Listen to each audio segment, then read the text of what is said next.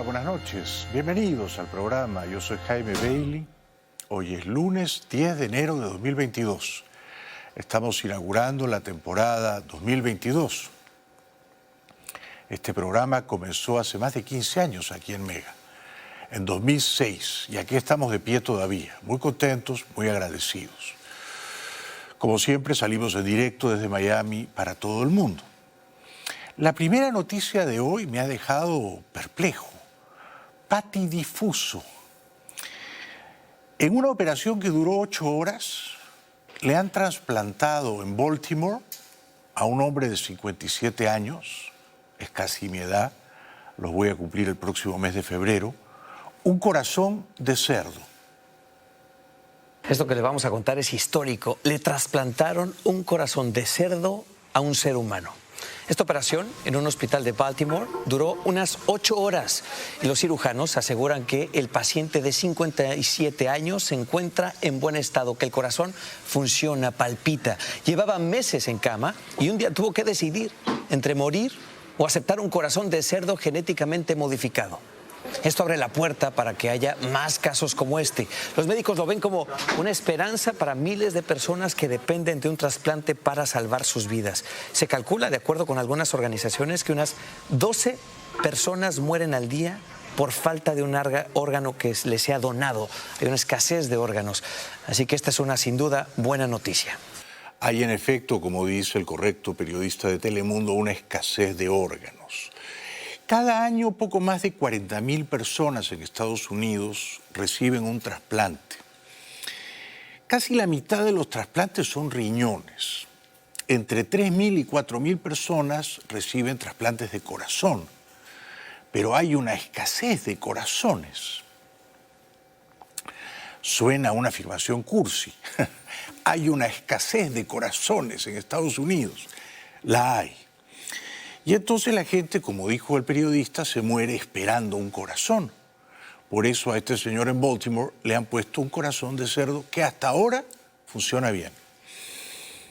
Otra noticia que me ha dejado perplejo hoy, inaugurando la temporada 2022, es que la dictadura venezolana ha perdido, o sea, ha querido perder, se ha permitido perder las elecciones para gobernador en Barinas, tierra fértil de la familia Chávez, allí donde nació el dictador extinto Chávez. En las elecciones celebradas en noviembre 21 ya había ganado la oposición con Freddy Superlano, pero luego la dictadura invalidó aquellos comicios, inhabilitó la candidatura de Superlano. Y ahora corrían, y yo pensé que iba a ganar con fraude, como ganan siempre los tramposos chavistas, Arreaza, Jorge Arreaza, que ha sido canciller, que en su día fue yerno de Chávez, protegido de Maduro. Pues no, Maduro ha querido que Arreaza perdiera en Barinas. Maduro no ha querido hacer fraude, ha ordenado no hacer fraude en Barinas. ¿Por qué? Porque quiere dar la apariencia, es una maniobra de propaganda, de que en Venezuela a veces, raramente, gana también la oposición, como ha ganado ahora el gobernador opositor de Barinas, Sergio Garrido. Barinas, estado natal del fallecido presidente venezolano Hugo Chávez, dejará de ser gobernado por el chavismo por primera vez desde 1998. El opositor Sergio Garrido, un desconocido en la política nacional, se impuso el domingo con 14 puntos de ventaja sobre el ex vicepresidente y ex canciller Jorge Arreaza en las elecciones para gobernador, repetidas por una orden judicial. El pueblo noble y leal, valiente de Barinas, logró el triunfo, el cual hoy día quiero nuevamente reconocer a mi pueblo valiente de Barinas, darle las gracias a todos ustedes. Este triunfo es de Barinas. Como había ganado Superlano en pasado mes de noviembre, ahora gana Garrido, vuelve a ganar la oposición, gana por paliza, casi 15 puntos porcentuales, y el que pierde y queda muy chamuscado, muy hundido, es Arreaza. Porque supongo yo que Arreaza lo convencieron de ser candidato a gobernador en Barinas sin ser residente en aquel estado, dándole las garantías de que ganaría. Vía trampa, ¿no? vía fraude, pero le tendieron una emboscada. Esto quiere decir que, por una parte, Maduro necesitaba concederle a la oposición la dádiva de un triunfo electoral y por otra se ve que Maduro quería aplastar a Jorge Arreaza, el gran perdedor de esta aventura infortunada, fallida por su parte. El escrutinio ratifica la victoria del 21 de noviembre de la oposición, que fue anulada por el Tribunal Supremo de Justicia, de línea oficialista, alegando que el candidato opositor Freddy Superlano estaba inhabilitado por investigaciones judiciales, impidiéndole volver a participar. Tampoco pudo su esposa, que iba a ser su sustituta, o un tercer aspirante opositor, dejando a Garrido, electo para el Parlamento Regional en noviembre pasado, como cuarta opción. El gobernador histórico de ese estado de Barinas era el hermano de Chávez, Adán. No quiso competir en estos comicios ahora, en enero de 2022. ¿Por qué se inhibió el hermano de Chávez? Porque estaba claro que Maduro le tiene que haber dicho, mira, a Barinas, que es un estado relativamente insignificante, a 500 kilómetros de Caracas, no se juega nada en los llanos de Barinas, nada importante. Se ve que Maduro le dijo al hermano de Chávez, mejor no corras, les vamos a regalar la gobernación de Barinas. Es decir que cuando no se hace trampa en Venezuela, gana la oposición. Ha ganado por 14 o 15 puntos, ¿no? Pero no nos hagamos ilusiones. En el contexto nacional, la dictadura venezolana controla casi todas las gobernaciones y casi todas las alcaldías importantes. No digamos ya el Congreso, que es una reunión de etairas al servicio de Pantaleón Maduro. La votación en Barinas no altera el control del Partido Socialista sobre la mayoría de los gobiernos regionales en el país, pero representa una victoria simbólica para una oposición fracturada. Ganó el pueblo barinés, ganó la fuerza democrática, ganó la oposición barinesa, que hoy día, más que nunca, está en esta gran unidad.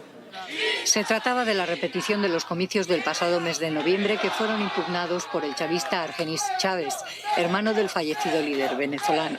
El candidato chavista se retiró posteriormente de la repetición y fue reemplazado por el ex canciller Jorge Arreaza, quien compitió con el opositor Sergio Garrido. En América Latina, como ustedes saben, hay una izquierda democrática en el poder y hay una izquierda antidemocrática en el poder. La izquierda democrática, por ahora, y toco madera, es la de Argentina con Fernández, la de Chile con Boric, la de Perú con Castillo, la de México con López Obrador. Más o menos impresentable esa izquierda democrática, pero en los 4 casos han llegado al poder mediante elecciones limpias. Y de momento no han dinamitado las instituciones democráticas. Luego está la izquierda cavernaria, pistolera, fascista, ¿no? La de Cuba, Venezuela y Nicaragua.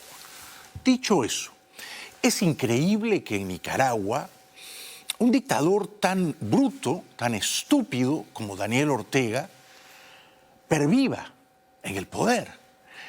Es decir, Ortega estuvo mandando a sus anchas, a su antojo en Nicaragua del 79 al 90 y ahora de 2007 a 2022 y acaba de juramentarse por 5 años más.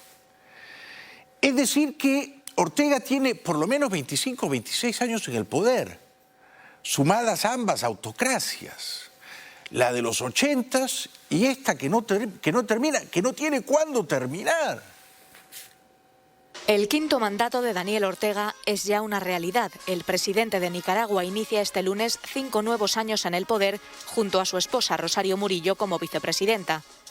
Las sesiones del nuevo Parlamento se inauguraron el pasado domingo con sus parlamentarios, 75 pertenecientes al gobernante Frente Sandinista y 16 a partidos derechistas, prometiendo apoyar la toma de posesión de Ortega este lunes. Lo hace con el apoyo de Venezuela, Cuba, Rusia y China, su nuevo aliado tras la ruptura en diciembre pasado de las relaciones diplomáticas con Taiwán, y aislado de Estados Unidos y la Unión Europea, que siguen imponiendo sanciones contra su régimen por las elecciones fraudulentas del pasado mes de noviembre.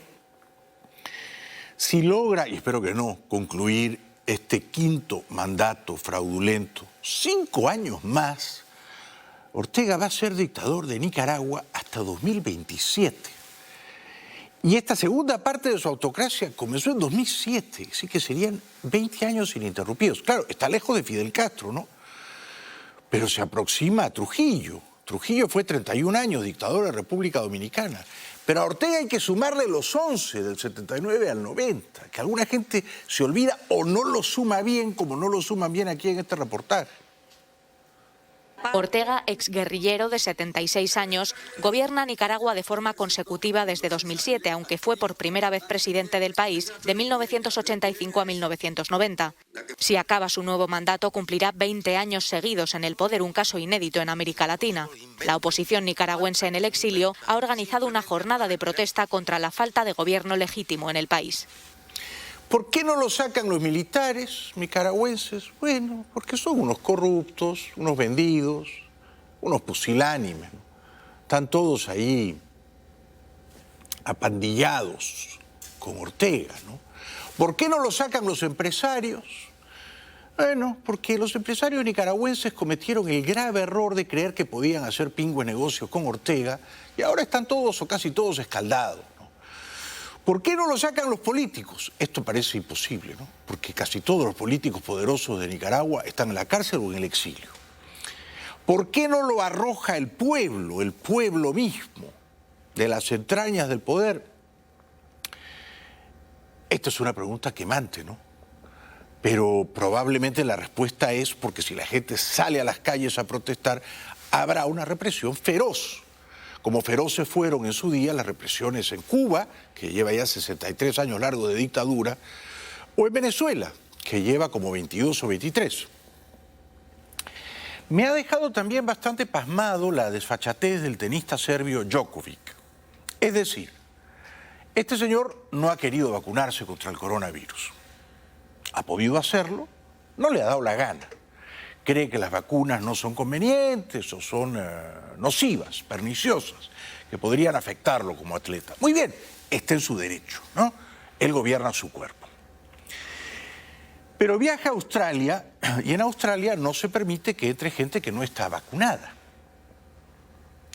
Él pide una excepción. Dice, es que hace poquito, hace unas semanas, tuve ya coronavirus, así que no podría vacunarme ahora. Pido una excepción. Le conceden la excepción. No debieron hacerlo. ¿Por qué se la concedieron? Bueno, porque al torneo le conviene que vaya a jugar Djokovic.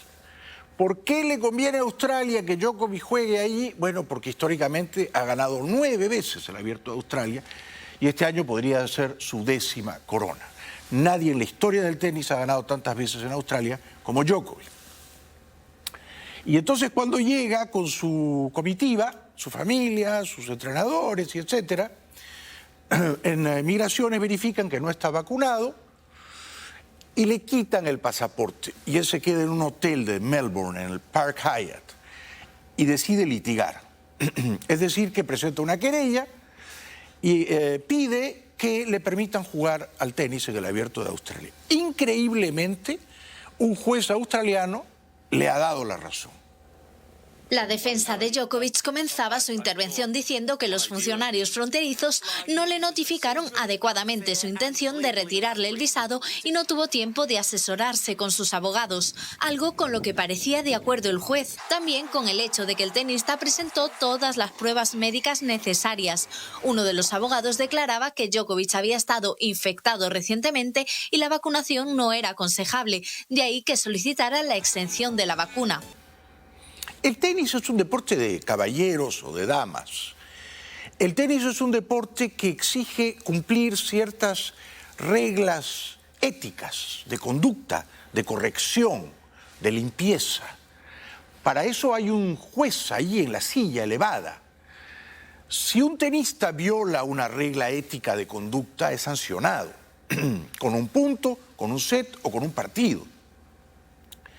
A mí me parece que un tenista que no se quiere vacunar porque no le da la gana, está violando una regla ética de convivencia en el torneo y por lo tanto debería ser impedido de jugar en Australia o en la Mesopotamia, en cualquier parte del mundo.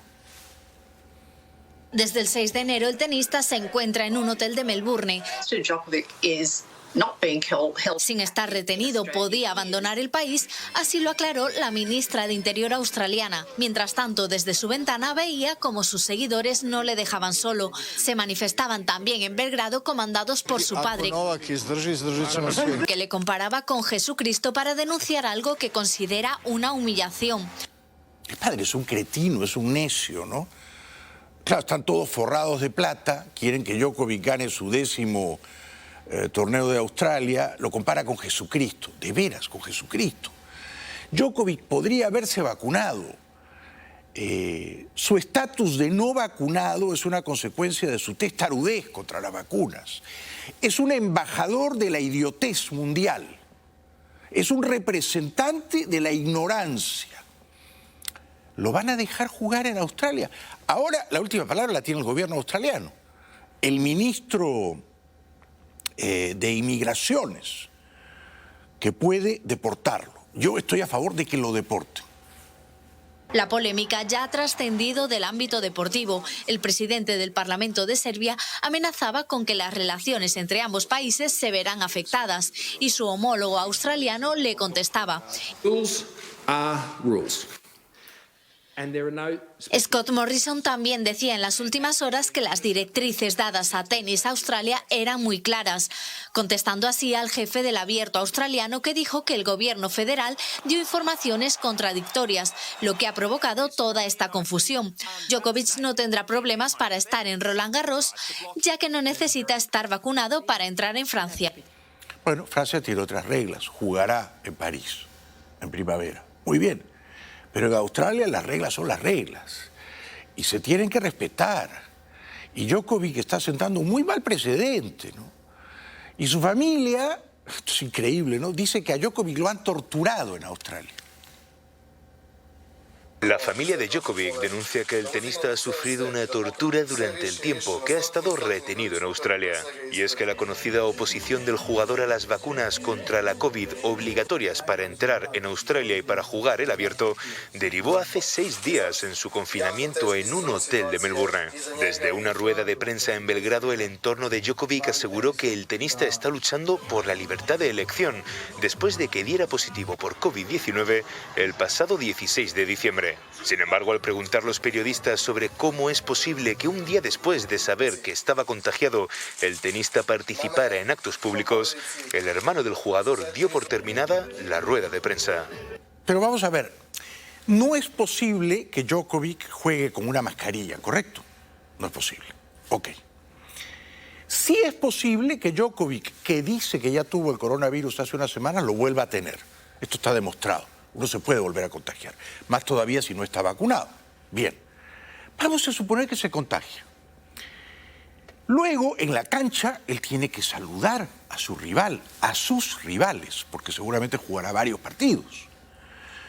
Está cerca del público, a menudo se firman pelotitas de tenis o se toman fotos, están los chicos recogebolas, está el juez, el umpire, y etcétera. Es una reunión multitudinaria, un partido de tenis. Hay mucha gente alrededor del tenista celebridad número 1, del campeón defensor del título, 9 veces campeón en Australia. Por lo tanto, ¿Djokovic puede contagiarse? Sí. Y por lo tanto, ¿Djokovic puede esparcir el virus? Por supuesto, involuntariamente. Sí.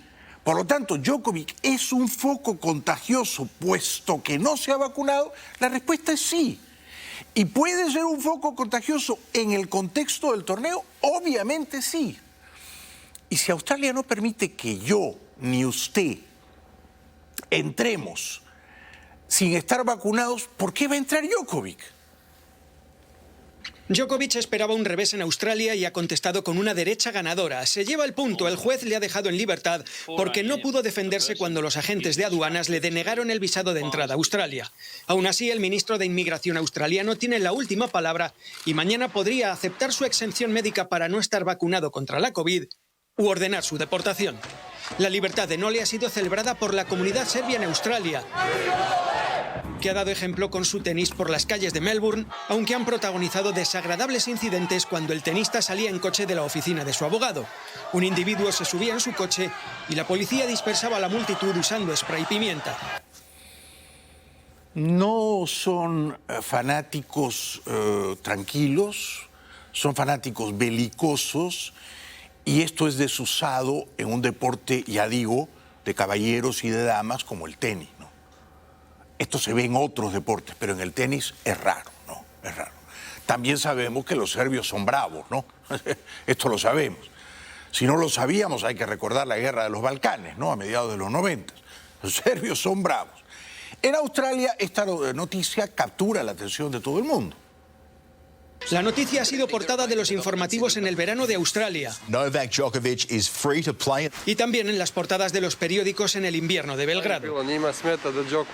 Lo que les molesta es que Djokovic vaya a ganar por 10ª vez en Australia y se convierta en el tenista con más Grand Slam, dice este seguidor de Djokovic. Nadal, que también puede ganar su 21º grande, celebra la decisión de la justicia, aunque... A nivel personal prefiero mucho más que no juegue.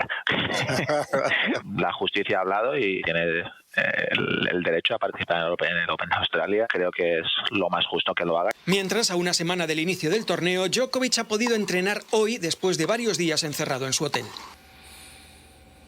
Bueno, Nadal dice, mejor si no juega porque así puedo ganar yo, y se ríe y está bien, es un tipo encantador. Pero no estoy de acuerdo cuando Nadal dice, creo que lo justo es que juegue. Además, hace unos días Nadal decía, bueno, lo justo es que se respeten las reglas. Entonces, ¿qué quedamos? Si se respetan las reglas, no juega. Ahora, esto de que es una conspiración para que él no tenga más grandes slams que Federer o que Nadal es una tontería. Por ahí no va la discusión, pero bueno, ya está entrenando Djokovic en Australia. We just saw that he posted a photo from Rod Laver Arena, and obviously he's ready to go. We all know what kind of a player Novak is, and I'm sure that he's going to give his best on court, you know, whatever the circumstances are, and we as a family will support him all the way. We've been defending him every possible way we could because we know he's a truthful and rightful guy, and he will never do anything to across any federal or state law anywhere in the world. Also, it's been really tough on us to defend him in every possible way and still do not offend anybody in this process, because we don't judge, and you know, we're all human and everybody makes mistakes, and that's okay. No, yo no estoy de acuerdo con ese muchacho, el hermano de Djokovic. No estoy de acuerdo en nada con él, en nada. Yo sí juzgo, perdonen, ¿no? Pero yo sí juzgo. Las personas que se vacunan están obrando de una manera inteligente, responsable, compasiva con el resto. Las personas que no se vacunan están obrando de una manera estúpida, egoísta e impiadosa con el resto. Por lo tanto, Djokovic ha actuado en la segunda categoría. Y su familia que lo apaña actúa del mismo modo. Entonces, ¿son ricos los Djokovic? Son riquísimos. Muy bien, que lo disfruten.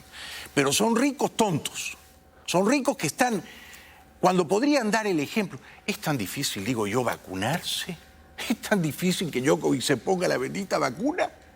¿Esto lo va a perjudicar? No. Y podrían dar el ejemplo. Y al contrario, lo que están haciendo es promover una idea que es profundamente equivocada. A Djokovic no le va a costar la vida, pero a muchos de sus admiradores, gente mayor, gente con sobrepeso, como yo, que dicen, Djokovic es un héroe, es un rebelde, es Jesucristo, yo tampoco me vacuno, sí les puede costar la vida. Entonces, está promoviendo un ejemplo que es tremendamente erróneo y potencialmente no dañino, sino mortal. would you say to the Australian government now about that chance of him being deported? I don't want to say anything about that. I mean, they are doing whatever they need to do, but we will fight again. Despite what he's been through, will that stop him in any way from becoming the world's greatest tennis player? Never. Una pausa, será breve. Al volver, la crisis entre Rusia, Ucrania y el mundo occidental que asiste a ella con el aliento en suspenso.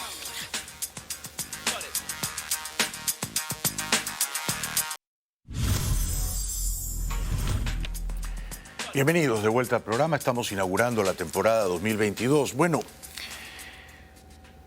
la gente que está más o menos bien informada en Europa Occidental y aquí en los Estados Unidos, en Canadá, espera que en cualquier momento el dictador ruso Putin ordene la invasión de Ucrania. No quiere que Ucrania eventualmente forme parte de la Alianza Atlántica, de la OTAN.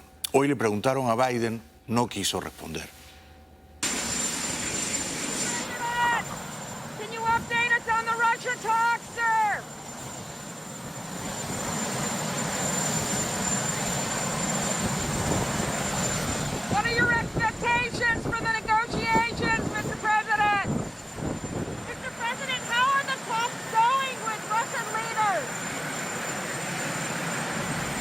No dijo una palabra, pero los soldados ucranianos cerca de la frontera rusa cavan trincheras, y esto es suficientemente elocuente.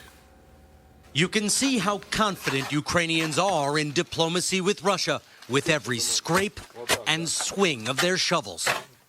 Today, troops are digging new defensive trenches in the frozen ground close to Russian forces. Ukrainian troops are preparing for the worst because they worry that Russia is not negotiating in good faith and is just going through the motions of diplomacy so it can say it gave peace a chance and then invade anyway.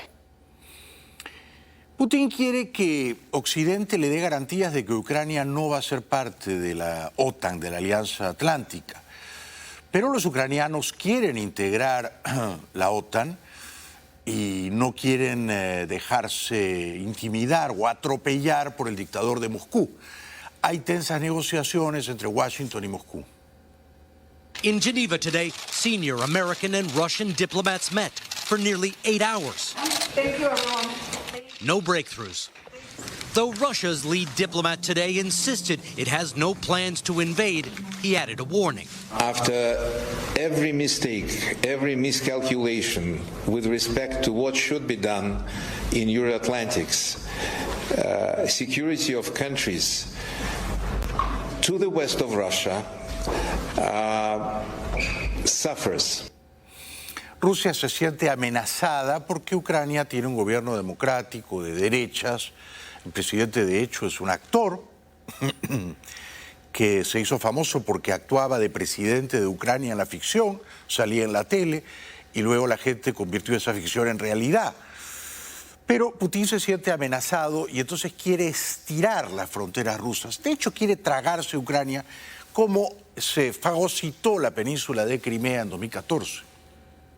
Russia has more than 100,000 troops positioned near Ukraine's borders. It is demanding Ukraine never be allowed to join NATO and that NATO shrink back to what it was in 1997, dismantling much of the alliance's presence across Eastern Europe and the Baltics. U.S. officials say it's such an unrealistic demand, they worry Vladimir Putin is building a case for the talks to fail, creating a pretext to invade Ukraine. Se presume que Putin podría ordenar la invasión en un par de semanas cuando fracasen las conversaciones de paz en Ginebra. Las llamadas telefónicas, también Tony Blinken y Sergei Lavrov, no parecen dar frutos. Tonight, after 2 high-stakes calls in the span of a month, Russian and American diplomats kicking off a week of intense negotiations. The U.S. responding to Russia deploying tens of thousands of troops to Ukraine's border. It's clear that we've offered him 2 paths forward. One is through diplomacy and dialogue. The other is through deterrence and massive consequences for Russia if it renews its aggression against Ukraine. Putin says he wants guarantees that Ukraine, increasingly allied with the West, will not be allowed into NATO and that NATO will pull back from former Soviet states. Both ideas outrageous and preposterous to the West. Digamos, Putin no termina de entender que las ex repúblicas soviéticas, entre ellas Ucrania, no son parte de Rusia. Él cree que Ucrania es parte de Rusia. Él cree que Rusia tiene derecho a invadir Ucrania y a sojuzgar a ese país y a tragárselo, a convertir a Ucrania en parte de Rusia. Él cree que tiene derecho y lo va a tratar de hacer, ¿no? Biden y Europa Occidental amenazan a Putin con sanciones graves, pero no parecen asustarlo en modo alguno, y ofrecen retirar sus misiles, alejarlos de la frontera rusa, hacer ejercicios militares todavía más lejos de aquella frontera, pero esto no va a contentar suficientemente al autócrata de Moscú. Senior U.S. officials saying the U.S. is willing to discuss missile deployments to the region and possibly limiting the size of military exercises in NATO countries on Russia's border. And if those incentives don't work, There will be massive consequences for Russia if it renews its aggression, economic, financial, and other consequences, as well as NATO almost certainly having to reinforce its positions on its eastern flank. in Ukraine's capital city today, anti-Russian protests. Ukrainians fearful the fate of their country could be hanging in the balance. We are afraid that Russia will attack Ukraine in the coming months. We all build this country, we love it, we believe in its future. Es una república independiente. Putin no tiene derecho de meterse allí y de empujar sus fronteras al oeste, solo para darse ínfulas de matón en el vecindario, ¿no? Cosa que ha hecho a menudo. El portavoz de Putin dice que habrá graves consecuencias si Occidente impone sanciones contra ellos. El presidente de Estados Unidos, Joe Biden, pretendía rebajar las tensiones por Ucrania en una conversación telefónica con su homólogo ruso en diciembre. Estados Unidos amenazó con sanciones económicas a Rusia si invade el país. Un asesor del presidente ruso, Vladimir Putin, respondía así a las amenazas. Esas sanciones serían un error que acarrearía graves consecuencias. Se han cometido muchos en los últimos 30 años y sería mejor evitar este tipo de errores en esta situación. Pero cuando Putin invadió Crimea, Obama, que era el presidente, había amenazado con sanciones y no le hizo ni cosquillas. A Rusia ya se le habían impuesto sanciones por su anexión de la península de Crimea en 2014. Semanas después, grupos prorrusos se apoderaron de partes de las regiones de Donetsk y Luhansk, en la frontera oriental de Ucrania, cerca de la frontera rusa. El gobierno lanzó una operación militar, iniciándose una larga guerra. Miles de personas murieron en bombardeos y tiroteos entre los separatistas y las tropas gubernamentales. Se sospecha que Rusia financia y equipa a los separatistas. Es decir, que Rusia ya ha invadido soterradamente Ucrania. Es decir, que ya hay una guerra en Ucrania, de baja intensidad, no demasiado retratada o difundida por la prensa occidental, pero una guerra a fin de cuentas. Los separatistas rusos en Ucrania, financiados por supuesto por Putin, han agitado la tensión en aquel país y han provocado muchas muertes, millares de muertes, por lo menos 13.000 en varios años de guerra de baja intensidad. A principios de 2015, a medida que aumentaba el número de víctimas, las partes acordaron un alto el fuego en conversaciones patrocinadas por Alemania y Francia. La guerra desapareció de la atención mediática. El alto el fuego se violó con frecuencia estos años. En septiembre de 2019, Rusia y Ucrania intercambiaron prisioneros. La ONU dijo que 13.000 personas murieron en 5 años de conflicto y otras 30.000 resultaron heridas. Son muchos muertos, ¿no? Más de 13.000. Es decir, que ya hay una guerra en Ucrania. Quizá no estábamos prestando atención. Tampoco quizá estábamos demasiado atentos cuando a mediados del año pasado, todavía la pandemia haciendo estragos en el mundo, Putin publicó un artículo diciendo Ucrania es parte de Rusia, es decir, prefigurando la invasión ahora inminente. En junio de 2021, Putin escribió un artículo en el que aseguraba que rusos y ucranianos eran un solo pueblo que compartía un único espacio histórico y espiritual. Lo que ha estado ocurriendo es lo siguiente. La nación rusa ha querido ser sistemáticamente apartada de territorios históricamente rusos. Eso es lo que está ocurriendo. Con Estados Unidos y la OTAN diciendo que no intervendrán militarmente, Rusia parece tener ventaja sobre su más débil vecino, mientras comienzan las conversaciones en Ginebra. En CNN le preguntaron a Tony Blinken, el secretario de Estado de Biden, qué pasaría si Putin invade Rusia. Blinken dijo, habría masivas consecuencias. Pero el hecho cierto es que Occidente no puede imponerle sanciones económicas que realmente le duelan a Putin. Es decir, que Putin tiene una cierta autonomía económica y comercial de Occidente, puesto que lo único que exporta es petróleo y gas natural, que son sumamente necesitados en Europa. There will be massive consequences for Russia if it renews its aggression, by which I mean economic, financial, and other consequences, as well as NATO almost certainly having to reinforce its positions on its eastern to Ukraine. We are looking at taking steps that we have not taken in the past, and that the consequences for Russia would be severe. And that's something that President Putin's going to have to factor into his calculus. ¿Será este discurso disuasorio eficaz con Putin? Yo me temo que no. Le preguntan a Blinken si la invasión de Ucrania es probable y responde, no lo sé. Do you think an invasion of Ukraine is likely? Look, I can't tell you whether it's likely or not. I can tell you this. We're committed to dialogue and diplomacy to see if we can resolve these challenges peacefully. That is by far the preferable course. It's by far the most responsible course. But equally, we're prepared to deal very resolutely with Russia if it chooses confrontation, if it chooses aggression. Hoy, escalando la tensión, arrestaron en Kiev a un espía ruso. Imágenes crudas, sin editar. СБУ затримали організатора під час його зустрічі з виконавцем. Зокрема, зловмисник ставив нове завдання щодо підпалу військової техніки та передавав гроші за попередній підпал автомобіля ЗСУ. Наразі слідчі СБУ повідомили агенту про підозру за частиною 2. Vamos a una pausa. Al volver, el senador republicano por Texas, Ted Cruz, dice que el asalto al Capitolio el 6 de enero de 2021 no fue un acto de terror.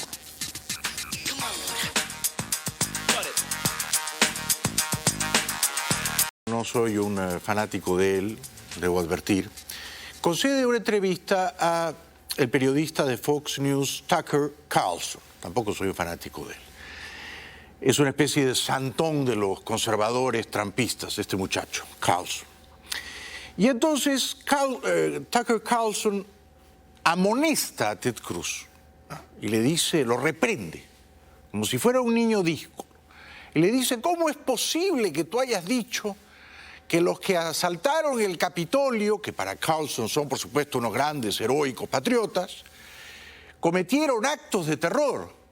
Y hay que ver cómo se empequeñece el pobre Ted Cruz. Es decir, que casi se hinca de rodillas ante el periodista de Fox. You never use words carelessly, and yet you called this a terror attack when by no definition was it a terror attack. That's a lie. You told that lie on purpose, and I'm wondering why you did. What I was referring to are the limited number of people who engaged in violent attacks against police officers. Now, I think you and I both agree that if you assault a police officer, you should go to jail. I wasn't saying that the thousands of peaceful protesters supporting Donald Trump are somehow terrorists. I wasn't saying the millions of patriots across the country supporting President Trump are terrorists. Es un mentecato este Ted Cruz, ¿eh? Es decir, que ni siquiera tiene agallas para sostener lo que había dicho. Ahora dice, retractándose, que solo fueron terroristas los que agredieron policías. No, perdón. No, no, no. Fueron terroristas centenares de matones, vándalos y energúmenos que entraron a las bravas al Capitolio, atropellando, hiriendo, aporreando a los policías, pero también aterrorizando, y por eso digo que fueron terroristas, a los representantes que salieron todos corriendo a esconderse, incluyendo al vicepresidente Pence, incluyendo a Nancy Pelosi, republicanos y demócratas por igual. Claro que fue un acto de terrorismo. Claro que los centenares de matones que entraron aquella tarde infausta al Capitolio perpetraron actos de terrorismo. Evidentemente sí. Pero este Ted Cruz se achanta, se jibariza, se convierte en un pigmeo moral ante el santón este de Fox News y dice, no, bueno, sí, perdón, no debí decir lo que dije, ¿no? En realidad solo eran terroristas los que les pegaban a los policías. No, todos ellos, toda esa turbamulta exaltada eran terroristas. What you just said doesn't make sense. So if somebody assaults a cop, he should be charged and go to jail. I couldn't agree more. We have said that for years. But that person's still not a terrorist. Of course, it would be ridiculous for me to be saying that the people standing up and protesting to follow the law were somehow terrorists. I was talking about people who commit violence against cops, and you and I both agree, if you commit violence against cops, you should go to jail. Este par de cantamañanas lo que están haciendo es decirle al país que los que invadieron el Capitolio fueron unos grandes patriotas. De manera que lo que están haciendo también es decirle al país de contrabando que pueden volver a hacerlo. Y eso es muy grave. Porque el asalto al Capitolio, que fue un acto de terrorismo, fue también un golpe de Estado. Y un golpe de Estado estimulado desde las sombras por el entonces presidente Trump. Es muy grave. Están jugando con fuego. Quieren volver a incendiar la pradera. Están glorificando a los idiotas que asaltaron el Capitolio. Por eso digo, lo mismo que con la familia de Djokovic, cuando uno tiene poder, cuidado, ¿no? Hay que saber administrar el poder. Las palabras tienen poder.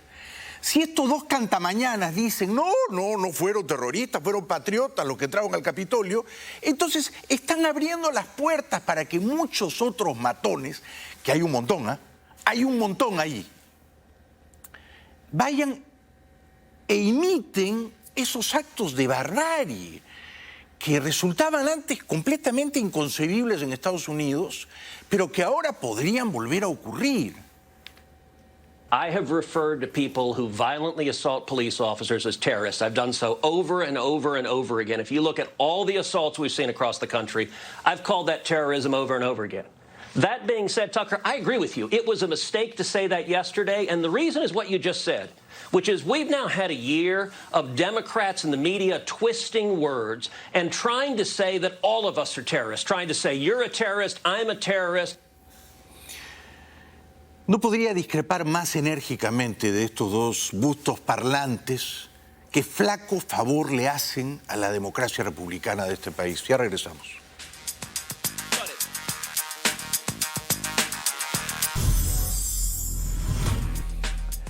Estamos inaugurando hoy la temporada 2022 y estamos, por supuesto, muy emocionados, ¿no? Al presidente Biden le preguntaron si el coronavirus está aquí para quedarse y dijo que no. No, I don't think COVID is here to stay. That having COVID in the environment here and in the world is probably here to stay. But COVID, as we're dealing with it now, is not here to stay. New normal doesn't have to be. We have so many more tools we're developing and continuing to develop that can contain COVID and other strains of COVID. Pero los periódicos más serios reportan hoy, lunes 10 de enero de 2022, que el nivel de hospitalizaciones por coronavirus hoy y en los días precedentes ha batido todos los récords desde que comenzó la pandemia. Bien es cierto que la gente ya no se muere tanto como antes de coronavirus, ¿no? Ya no se muere tanto como antes. Me recuerda una frase que dijo alguna vez García Márquez, que es genial. Se está muriendo mucha gente que antes no se moría. Bueno, Biden dice que la cosa va por buen camino, que las escuelas están al 90% abiertas. You take a look We're very different today than we were a year ago, even though we still have problems. But 90% of the schools are open now. It was 98, it's down to 90, but is open now because we spent the time and the money in the Recovery Act to provide for the ability of schools to remain open. And, what we're doing now is we talked about, how we're dealing with testing. Well, we have been doing now, we've had 300 million tests per month so far. And that's 11 million tests a day. Pero un reputado científico, el doctor Emanuel, dice que la pandemia sí está aquí para quedarse, pero rebajando su estatus de terrorífica pandemia a una simple enfermedad endémica. We think that over the course of 2022, we will get to an endemic stage, and the plan is, or the proposal is, we need a strategic plan for that covers vaccines, getting more people vaccinated, and the only way to do that, as we've been very clear over time, is mandate. Un clima severo azota a Estados Unidos de costa a costa. Severe weather crippling the country from coast to coast. This is just terrible. In the Pacific Northwest, record rain and snowmelt turned roads into rivers. The rising water swallowing homes and stranding drivers who needed to be rescued. Extreme flooding in western Washington shut down a 20-mile stretch of I-5. In Seattle, a landslide pushed a home off its foundation with a man still inside. 2 hours outside the city, 72-year-old Delbert Pratt drowned while moving his car to higher ground. En el noreste, más de 57 millones de personas están pasando un frío tenaz y están abrumadas de nieve. On the other side of the country, at least 57 million Americans are under winter weather alerts this weekend as freezing rain threatens the nation's midsection before heading east. This is terrible. I can't even feel my fingers. It's numb. Chicago, Pittsburgh, Baltimore, and Philadelphia, all at risk of dangerous travel conditions due to ice accumulation. New England is still digging out from Friday's storm, and parts of Massachusetts buried in a foot of snow, though some residents are making the best of it. It's a winter wonderland. It's beautiful. And my dog's never seen snow before, so he's loving it. Pero nada mejor que enero en Miami, ¿eh? Ya regresamos.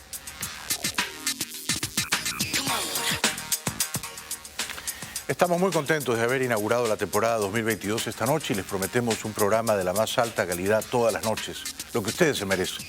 Hasta mañana, buenas noches.